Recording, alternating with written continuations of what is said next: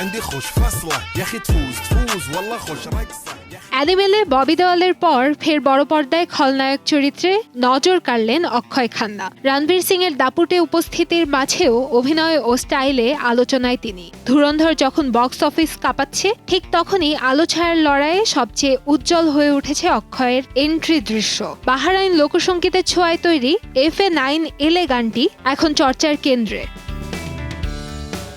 এন্ট্রির video viral হতেই net দুনিয়ায় শুরু হয় তুলনা। অনেকে অক্ষয়ের মধ্যে খুঁজে পেয়েছেন বাবা বিনোদ খান্নার ছায়া। ইতোমধ্যেই সামাজিক মাধ্যমে ভাইরাল হয়েছে 1989 সালে পাকিস্তানের লাহোরে এক দাতব্য অনুষ্ঠানে বিনোদ খান্নার নাচের পুরনো একটি ভিডিও, যেখানে তার সঙ্গে নেচেছিলেন রেখা। দুই প্রজন্মের এই মিল দেখে নেটিজেনদের একাংশের মত, প্রয়াত বাবাকে স্মরণ করেই যেন এই নাচের স্টেপে তাল দিয়েছেন অক্ষয়।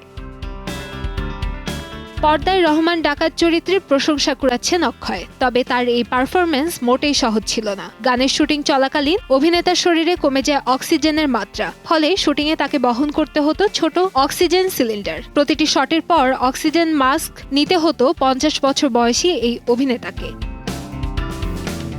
সিনেমার ব্যবসায়িক সাফল্যের কোনো প্রভাবই পড়েনি অভিনেতার জীবনে। পেশাগত সাফল্যের বিপরীতে ব্যক্তিগত জীবন বরাবরই আড়ালে রাখতে পছন্দ করেন তিনি। চারদিকে যখন তাকে ঘিরে উন্মাদনা তুঙ্গে, তখন তিনি নিজেকে গুটিয়ে নিয়েছেন নিভৃতেই। সম্প্রতি সাফল্যের এই জোয়ারের মাঝে আলিবাগের বাংলোতে ঘরোয়া পরিবেশে বাস্তু শান্তি যজ্ঞের আয়োজন করেন অভিনেতা। ঘরোয়া পরিবেশে শান্তি ও ইতিবাচকতা বজায় রাখতেই মূলত এই আয়োজন।